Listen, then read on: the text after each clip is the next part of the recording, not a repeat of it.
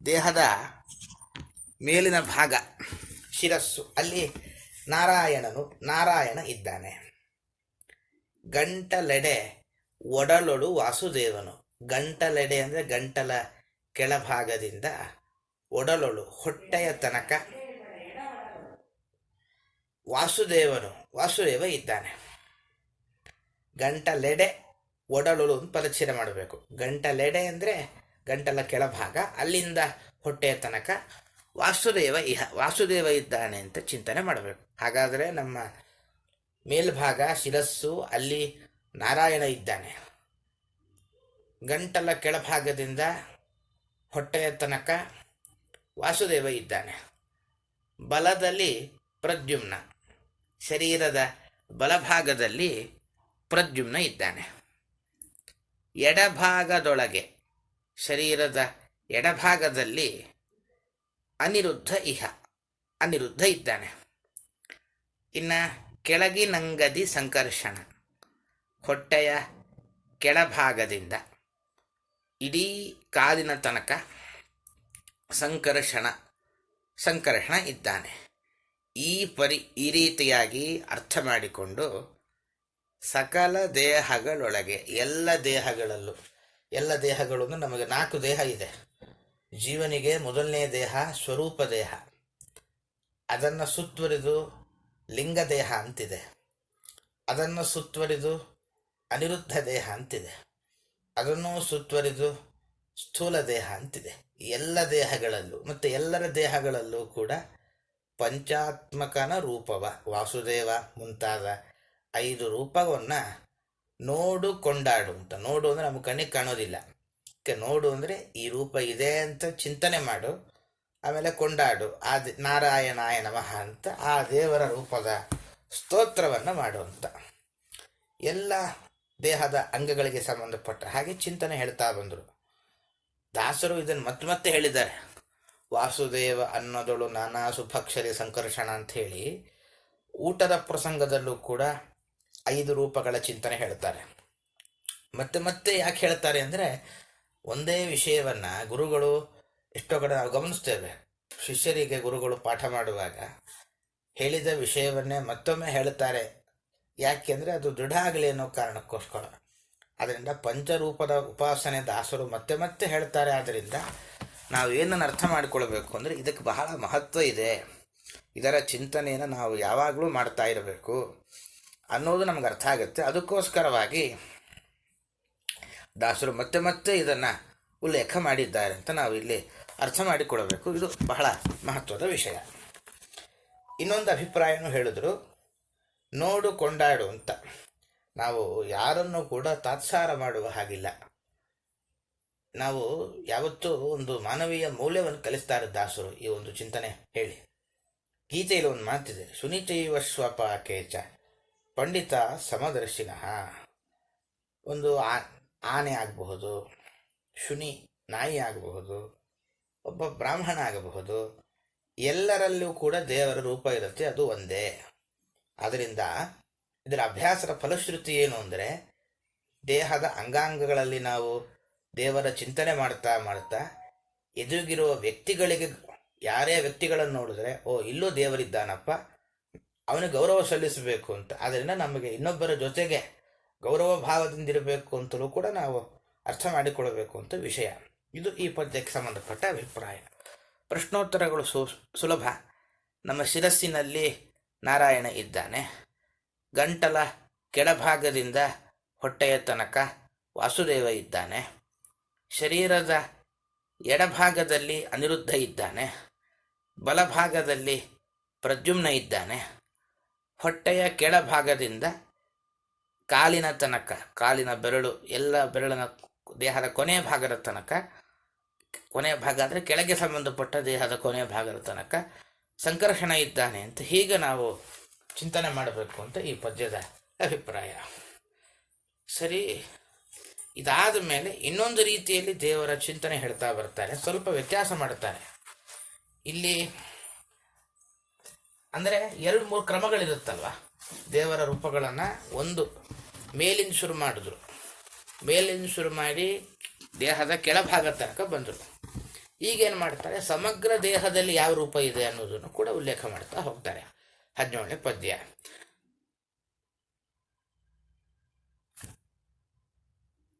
ತನು ವಿಶಿಷ್ಟದೆ ಇಪ್ಪನಾರಾಯಣನು ಕಟಿಪದಾಂತ ಸಂಕರ್ಷಣನು ಶಿರಜಘನಾಂತವಾಗಿಹ ವಾಸುದೇವಾಖ್ಯ ಅನಿಮಿಶೇಷ ನಿರುದ್ಧ ಪ್ರದ್ಯುಮ್ನನು ಎಡದಿ ಬಲಭಾಗಗಳಲ್ಲಿ ಚಿಂತನೆಯ ಮಾಳ್ಪರಿಗುಂಟೆ ಮೈಲಿಗೆ ವಿಧಿ ನಿಷೇಧಗಳು. ಬಹಳ ಅದ್ಭುತವಾದ ಒಂದು ವಿಷಯವನ್ನು ಹೇಳ್ತಾರೆ. ನಮ್ಮ ದೇಹದ ಅಂಗವ ಅಂತಿದೆ ಅಲ್ಲಿ, ಅದು ವಿಶಿಷ್ಟತೆ ಅಂದರೆ ಇಡೀ ದೇಹದ ಪೂರ್ಣ ಭಾಗ ಅಂತ ಅರ್ಥ ಇಟ್ಕೊಳ್ಬೇಕು. ಸ್ವಲ್ಪ ವ್ಯತ್ಯಾಸ ಆಗಿದೆ ಪುಸ್ತಕದಲ್ಲಿ. ದೇಹದ ಪೂರ್ಣ ಭಾಗದಲ್ಲಿ ನಾರಾಯಣ ಇದ್ದಾನಂತೆ. ಅದರಂತೆ ಸಂಕರ್ಷಣ ಇಲ್ಲಿದ್ದಾನೆ ಅಂತಂದರೆ ಕಟಿಪದ ಅಂತ. ಕಟಿ ಅಂದರೆ ಸೊಂಟ, ಸೊಂಟದಿಂದ ಶುರು ಮಾಡಿ ಕಾಲಿನ ತನಕ ಸಂಕರ್ಷಣ ಇದ್ದಾನೆ. ಆದ್ದರಿಂದ ಇಡೀ ದೇಹದ ಸಂಪೂರ್ಣದಲ್ಲಿ ನಾರಾಯಣ ಇದ್ದಾನೆ ಅಂತ ಚಿಂತನೆ ಮಾಡಬೇಕು. ನಮ್ಮ ಸೊಂಟದಿಂದ ಶುರು ಮಾಡಿ ಕಾಲಿನ ತನಕ ಸಂಕರ್ಷಣ ಇದ್ದಾನೆ ಅಂತ ಚಿಂತನೆ ಬರಬೇಕಂತ. ಶಿರಜಘನಾಂತ, ಶಿರಸ್ಸಿನಿಂದ ಶುರು ಮಾಡಿ ಸೊಂಟದ ಕೆಳಭಾಗದ ತನಕ ಅಥವಾ ಸೊಂಟದವರೆಗೆ ಅಂತ ಇಟ್ಕೊಳ್ಳೋಣ, ಸೊಂಟದ ತನಕ ವಾಸುದೇವಾಖ್ಯ, ವಾಸುದೇವ ಎಂಬ ಹೆಸರಿನ ಪರಮಾತ್ಮ ಇದ್ದಾನೆ. ಇನ್ನು ಎಡಭಾಗದಲ್ಲಿ ಅನಿರುದ್ಧ ಇದ್ದಾನೆ. ಬಲಭಾಗಗಳಲ್ಲಿ ಪ್ರದ್ಯುಮ್ನ, ಶರೀರದ ಬಲಭಾಗದಲ್ಲಿ ಪ್ರದ್ಯುಮ್ನ ಇದ್ದಾನೆ. ಇಲ್ಲಿ ಅನಿರುದ್ಧ ಹೇಗಿದ್ದಾನೆ ಅಂತ ಹೇಳುವ ಒಂದು ಶಬ್ದ ಆಡ್ತಾರೆ, ಅನಿಮಿಶೇಷ ಅಂತ. ಅರ್ಥ ಏನು ಅಂದರೆ ದೇವತೆಗಳ ಒಡೆಯ ಅಂತ ಅರ್ಥ ಇದಕ್ಕೆ. ಅಂದರೆ ತಾತ್ಪರ್ಯ, ದೇವತೆಗಳಿಗೆ ಇದೊಂದು ಹೆಸರಿದೆ, ಅನಿಮಿಷರು ಅಂತ ದೇವತೆಗಳಿಗೆ ಹೆಸರು. ನಾವೆಲ್ಲ ಕಣ್ರೆಪ್ಪೆ ಮುಚ್ತೇವಲ್ಲ, ಅಂದರೆ ನಿದ್ದೆ ಮಾಡ್ತೇವೆ. ನಾವು ನಿದ್ದೆ ಮಾಡೋದು ಅಂದರೆ ಕಣ್ರೆಪ್ಪೆ ಮುಚ್ತೇವೆ ಅಂತ ಲೆಕ್ಕ. ದೇವತೆಗಳು ಏನಿದ್ದಾರೆ ಅವರು ಕಣ್ರೆಪ್ಪೆ ತಾವು ಮುಚ್ಚೋದಿಲ್ಲ. ಅದರಿಂದಾಗಿ ಅನಿಮಿಷರು ಅಂದರೆ ಕಣ್ರೆಪ್ಪೆ ಮುಚ್ಚದ ದೇವತೆಗಳು. ಅವರಿಗೆ ಒಡೆಯ ಅನ್ನೋ ಅರ್ಥದಲ್ಲಿ ಅನಿಮಿಶೇಷ, ದೇವತೆಗಳ ಒಡೆಯ ಅನಿರುದ್ಧ. ಅವನು ಎಲ್ಲ ಶರೀರದ ಎಡಭಾಗದಲ್ಲಿದ್ದಾನೆ, ಪ್ರದ್ಯುಮ್ನ ಬಲಭಾಗದಲ್ಲಿದ್ದಾನೆ. ಈ ಕೊನೆಯ ಸಾಲು ಮಾತ್ರ ಸ್ವಲ್ಪ ಇಲ್ಲಿ ವಿವಾದ ಇದೆ. ಮೇಲ್ನೋಟಕ್ಕೆ ಅರ್ಥ ನೋಡೋಣ. ಚಿಂತನೆಯ ಮಾಳುಪರಿಗೆ, ಹೀಗೆ ದೇವರ ಚಿಂತನೆ ಯಾರು ಮಾಡ್ತಾರೋ ಆ ವ್ಯಕ್ತಿಗಳಿಗೆ ಮೈಲಿಗೆ ವಿಧಿ ನಿಷೇಧಗಳು, ಅವ್ರಿಗೆ ಅಶುದ್ಧಿ ಇಲ್ಲ. ವಿಧಿ ನಿಷೇಧ ಅಂದರೆ ಇಂಥದ್ದು ಮಾಡಬೇಕು ಅಂತ ವಿಧಾನ ಮಾಡುತ್ತೆ ಶಾಸ್ತ್ರ. ಸಂಧ್ಯಾ ವಂದನೆ ಮಾಡಿರಿ, ಸುಳ್ಳು ಹೇಳಬೇಡ್ರಿ, ಇವೆಲ್ಲ ವಿಧಿ ಅಂತ. ನಿಷೇಧ ಅಂದರೆ ಇಂಥದನ್ನು ಮಾಡಬಾರದು ಅಂತ ಹೇಳಿರುತ್ತೆ ಶಾಸ್ತ್ರ. ಯಾವುದನ್ನು ಮಾಡಬಾರದು? ಪರಸ್ತ್ರೀ ಸಂಘ ಮಾಡಬಾರ್ದು, ಕೆಟ್ಟದ್ದನ್ನು ಯೋಚನೆ ಮಾಡಬಾರ್ದು, ಇವೆಲ್ಲ ವಿಧಿ ನಿಷೇಧ. ಇದು ಯಾವುದು ಉಂಟೆ ಅವ್ರಿಗೆ ಇವೆಲ್ಲ ಇದೆಯಾ? ಇಲ್ಲವೇ ಇಲ್ಲ. ಹಾಗಾದರೆ ಯಾವುದೂ ಬೇಡ. ಸ್ನಾನ ಮಾಡಿ ದೇವರ ಪೂಜೆ ಯಾಕೆ ಮಾಡಬೇಕು? ಬೆಳಿಗ್ಗೆ ಎದ್ದುಬಿಟ್ಟು ಈ ಪದ್ಯ ಹೇಳ್ಕೊಬಿಟ್ಟು ಎಲ್ಲ ಕಡೆ ದೇವರ ಚಿಂತನೆ ಮಾಡಿಬಿಡೋಣ, ಸಾಕು. ಯಾವುದೂ ಬೇಡ, ಏನೂ ಬೇಡ ಅಂತ ಅನಿಸುತ್ತೆ. ಆದರೆ ಹಾಗಲ್ಲ, ಇದರ ಅಭಿಪ್ರಾಯ ಬೇರೆ. ಹಾಗಾಗಿ ಇದರ ಅಭಿಪ್ರಾಯ ಏನು ಅಂದರೆ, ದೇವರ ಚಿಂತನೆ ಹೀಗೆ ದೇಹದಲ್ಲಿ ಯಾರು ನಿರಂತರ ಮಾಡ್ತಾ ಇರ್ತಾನೋ ಅವನು ಯಾವುದೇ ಶಾಸ್ತ್ರ ಹೇಳಿದ ಕರ್ಮವನ್ನೇ ಮಾಡ್ತಾನೆ. ಯಾವುದು ಶಾಸ್ತ್ರ ಹೇಳಿಲ್ಲವೋ ಆ ಕರ್ಮ ಮಾಡೋದಿಲ್ಲ. ಆದ್ದರಿಂದ ವಿಧಿ ನಿಷೇಧಗಳು ಅಂದರೆ ತಾತ್ಪರ್ಯ ಶಾಸ್ತ್ರ ಹೇಳಿದ್ದನ್ನೇ ಮಾಡ್ತಾನೆ. ಶಾಸ್ತ್ರ ಯಾವುದು ಹೇಳಲ್ವೋ, ಯಾವುದು ಮಾಡಬಾರದು ಅಂತ ಹೇಳಿರುತ್ತೋ ಅದು ಮಾಡೋದಿಲ್ಲ. ಆದ್ದರಿಂದ ಅಂಥವನಿಗೆ ವಿಧಿ ನಿಷೇಧಗಳು ಪ್ರತ್ಯೇಕ ಬೇಕು ಅಂತಿಲ್ಲ, ಅವನು ಸರಿಯಾಗೇ ಇರ್ತಾನೆ. ಆದ್ದರಿಂದ ವಿಧಿ ನಿಷೇಧಗಳು ಅಂಥವನಿಗೆ ಅದರ ಅವಶ್ಯಕತೆ ಇಲ್ಲ. ಮತ್ತು ಅಶುದ್ಧಿ ಅಂದರೆ ಅವನು ಯಾವಾಗಲೂ ಪರಮಾತ್ಮನ ಚಿಂತನೆ ಮಾಡ್ತಾನಂದರೆ ಯಾವಾಗಲೂ ಶುದ್ಧವಾಗಿರ್ತಾನೆ. ಅದರಿಂದ ಹೀಗೆ ಚಿಂತನೆ ಮಾಡುವ ವ್ಯಕ್ತಿಗಳು ಯಾವಾಗಲೂ ಶುದ್ಧರಾಗಿರ್ತಾರೆ. ಆದ್ದರಿಂದ ಅವ್ರಿಗೆ ಅಶುದ್ಧಿ ಇದೆಯಾ ಅಂತ ಪ್ರಶ್ನೆ ಕೇಳಿದ್ದು, ಅಶುದ್ಧಿ ಇದೆಯೇ ಅಂತ ಪ್ರಶ್ನೆ. ಮತ್ತು ಅವರು ಯಾವಾಗಲೂ ಶಾಸ್ತ್ರ ಹೇಳಿದ್ದನ್ನೇ ಮಾಡ್ತಾರೆ. ಶಾಸ್ತ್ರದಲ್ಲಿ ಯಾವುದು ಮಾಡಬಾರದು ಅಂತ ನಿಷೇಧ ಮಾಡಿರುತ್ತೋ ಅದು ಮಾಡೋದಿಲ್ಲ. ಆದ್ದರಿಂದ ಅವರಿಗೆ ವಿಧಿ ನಿಷೇಧಗಳು ಅಥವಾ ಮೈಲಿಗೆ ಅಂಟಿಕೊಳ್ಳಲ್ಲ ಅಂತ ದಾಸರು ಹೇಳಿದ್ದು ಹೊರತು ದೇವರ ಚಿಂತನೆ ಮಾಡಿಬಿಡೋಣ, ಯಾವುದು ಮೈಲಿಗೆ ಬೇಡ, ಮಡಿ ಇಲ್ಲ, ಮೈಲಿಗೆ ಇಲ್ಲ, ಶುದ್ಧತೆ ಬೇಡ, ಯಾವುದೂ ಇಲ್ಲ ಅನ್ನುವ ಚಿಂತನೆಗೆ ಬರಬಾರದು ಅಂತ ನಾವು ಎಚ್ಚರದಿಂದ ಅರ್ಥ ಮಾಡಿಕೊಳ್ಳಬೇಕು. ಯಾಕೆ ಅಂದರೆ ಪರಮಾತ್ಮನ ಚಿಂತನೆಗೂ ಈ ಮಹತ್ವಕ್ಕೂ ಏನು ಸಂಬಂಧ ಅಂದರೆ ಪಾವನಕ್ಕೆ ಪಾವನ ನೆನಪ ಅಂತಾರೆ. ಅಂದರೆ ಅತ್ಯಂತ ಪವಿತ್ರವಾದ ವಸ್ತುಗಳು ಅಂದರೆ ಯಾವುದು? ಗಾಳಿ ಅತ್ಯಂತ ಪವಿತ್ರ, ಸೂರ್ಯ ಅತ್ಯಂತ ಪವಿತ್ರ. ಆ ಪವಿತ್ರವಾದ ಗಾಳಿಗೂ ಕೂಡ ಆ ಪಾವಿತ್ರ್ಯವನ್ನು ಕೊಟ್ಟವ ಪರಮಾತ್ಮ. ಅವನನ್ನು ಪಾವನಕ್ಕೆ ಪಾವನ ಅಂತ ಕರೀತಾರೆ. ಅಂತಹ ಪರಮಾತ್ಮನ ಸ್ಮರಣೆ ಮಾಡಿದ್ರೆ ಇಂತಹ ಸನ್ನಿಧಾನ ಬರುತ್ತೆ ಅಂತ ನಾವು ಅರ್ಥ ಮಾಡಿಕೊಳ್ಳಬೇಕು ಅಂತ ಈ ಪದ್ಯದ ಅಭಿಪ್ರಾಯ. ಇವೆಲ್ಲ ಹೇಳುವ ಉದ್ದೇಶ ಏನು ಅಂದರೆ, ನಮ್ಮ ಶರೀರ ಬರೀ ದೇಹ ಅಂತ ಕಾಣಿಬಿಟ್ರೆ ಇದು ಅಪವಿತ್ರವೇ. ಕಡೆ ದಾಸರೇ ಒಂದು ಕಡೆ ಹೇಳ್ತಾರೆ, ಶರೀರ ಅಂದರೆ ಏನು? ಮಲಮೂತ್ರ ರಕ್ತ ಕಶ್ಮಾಲ ದೇಹ ಪೋಷಣೆಗೆ ನಾ ಬಳಲಿದೆ, ನಿನ್ನ ಭಜಿಸದೆ ಪರರ ಬಾಗಿಲ ಕಾಯ್ದು ಕಳೆದೆ ದಿವಸವ.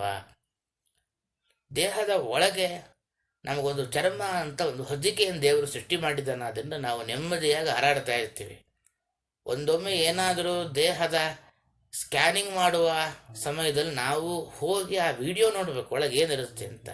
ರಕ್ತ, ಕೀವು, ವಿಚಿತ್ರಕರವಾದ ಮಲಮೂತ್ರ ಇವೆಲ್ಲ ಇರುತ್ತೆ.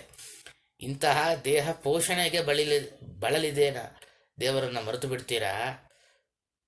ತುಂಬ ಕೆಟ್ಟ ಕೊಳಕಾದ ವಸ್ತುಗಳನ್ನು ನಿಮ್ಮೊಳಗೆ ತುಂಬಿಕೊಂಡ ದೇಹದ ಪೋಷಣೆ ಮಾಡ್ತಾ ದೇವರನ್ನು ಸ್ಮರಣೆ ಮಾಡದೇನೆ ಇನ್ನೊಬ್ಬರ ಸೇವೆ ಮಾಡ್ತಾ ದಿನವನ್ನು ಕಳಿತೀರಾ. ಅದರಿಂದ ಬರೀ ದೇಹ ಪವಿತ್ರ ಅಲ್ಲ, ಹಸು ಇದೆ, ಹಸುವಿನ ದೇಹ ಪವಿತ್ರ, ನಮ್ಮ ದೇಹ ಹಾಗಲ್ಲ ಅಂತ ತಾತ್ಪರ್ಯ. ನಮ್ಮ ದೇಹದ ಒಳಗೆ ಪರಮಾತ್ಮ ಇದ್ದಾನೆ ಅಂತ ಚಿಂತನೆ ಮಾಡಬೇಕು. ಆವಾಗ ದೇವರ ಸನ್ನಿಧಾನ ಬರುತ್ತೆ.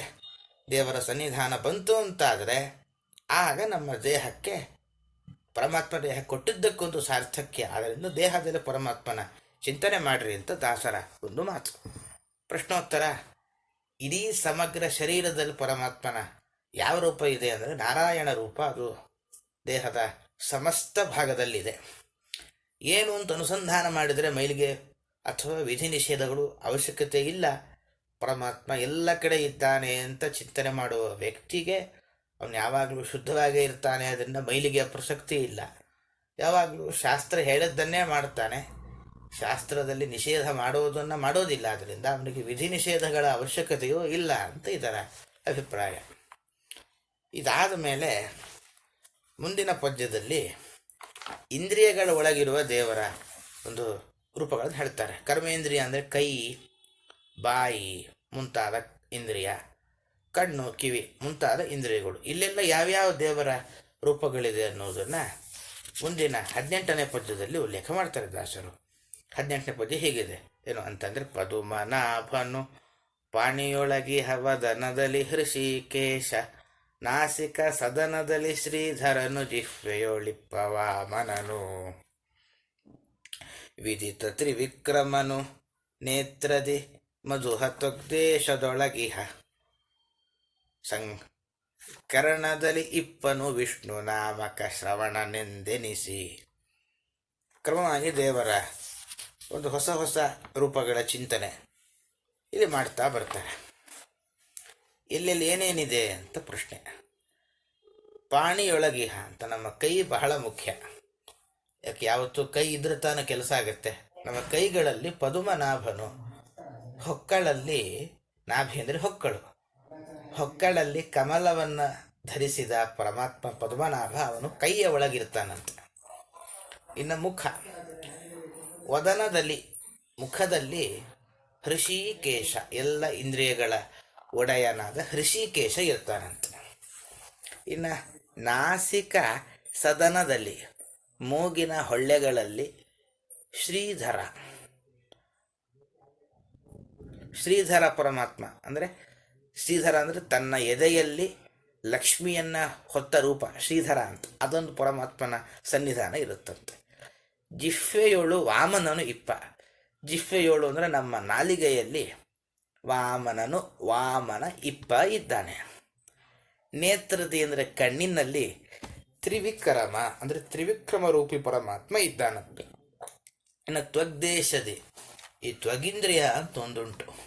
ಚರ್ಮದ ಒಳಗೆ ತ್ವಗಿಂದ್ರಿಯ ಅಂತ ಒಂದಿರುತ್ತೆ. ಇದು ಕಣ್ಣಿಗೆ ಕಾಣೋದಿಲ್ಲ. ನಮಗೆ ಸ್ಪರ್ಶ ಅನುಭವ ಬರುತ್ತಲ್ವ, ನಾವೊಂದು ಮುಟ್ತೇವೆ, ಮುಟ್ಟುವಿಕೆ ಸ್ಪರ್ಶ ಅನುಭವ ಬರೋದು ಯಾಕೆಂದರೆ ಚರ್ಮದ ಒಳಗೆ ತ್ವಗಿಂದ್ರಿಯ ವ್ಯಾಪಿಸಿದೆ ಅನ್ನುವ ಕಾರಣಕ್ಕೆ ತ್ವಕ್ ಅಂತ ಒಂದು ಇಂದ್ರಿಯದ ಹೆಸರು ನಮ್ಗೆ ಗೊತ್ತಿರುತ್ತೆ. ಕಣ್ಣೇ ಇಂದ್ರಿಯ ಅಲ್ಲ, ಕಣ್ಣು ಗೋಲಕ, ಕಣ್ಣಿನ ಒಳಗೊಂದು ಇಂದ್ರಿಯ ಇರುತ್ತೆ, ಅದು ಸೂಕ್ಷ್ಮ, ಕಣಿ ಕಾಣೋದಿಲ್ಲ. ಅದರಂತೆ ಚರ್ಮ ಎಂಬುದು ಗೋಲಕ ಇದ್ದ ಹಾಗೆ ಚರ್ಮದ ಒಳಗೆ ತ್ವಕ್ ಅಂತ ಇಂದ್ರಿಯ ಇದೆ. ಅಲ್ಲಿ ಮಧು ಎಂಬ ದೈತ್ಯನನ್ನ ಕೊಂದ ಮಧುಸೂದನ ಇಹ ಇದ್ದಾನೆ. ಕರ್ಣದಲ್ಲಿ ಅಂದರೆ ಕಿವಿಯಲ್ಲಿ ವಿಷ್ಣು ನಾಮಕ, ವಿಷ್ಣು ಎಂಬ ಹೆಸರಿನ ಪರಮಾತ್ಮ ಇದ್ದಾನೆ. ಶ್ರವಣನೆಂದೆನಿಸಿ, ಶ್ರವಣ ಅಂತ ಹೆಸರು ಕಿವಿಗೆ, ವಸ್ತುತಃ ಕಿವಿಲಿರೋದು ಯಾರು? ವಿಷ್ಣು. ಆದ್ದರಿಂದ ಶ್ರವಣನೆಂದೆನಿಸಿ, ಶ್ರವಣ ಎಂಬ ಹೆಸರು ಅಂತ ಕರೆಸಿಕೊಳ್ಳುವನೂ ವಿಷ್ಣುವೇ. ಹೀಗೆ ವಿದಿತ ವ್ಯಾಪ್ತನಾಗಿ ಇಪ್ಪ ಇದ್ದಾನೆ. ನಾವು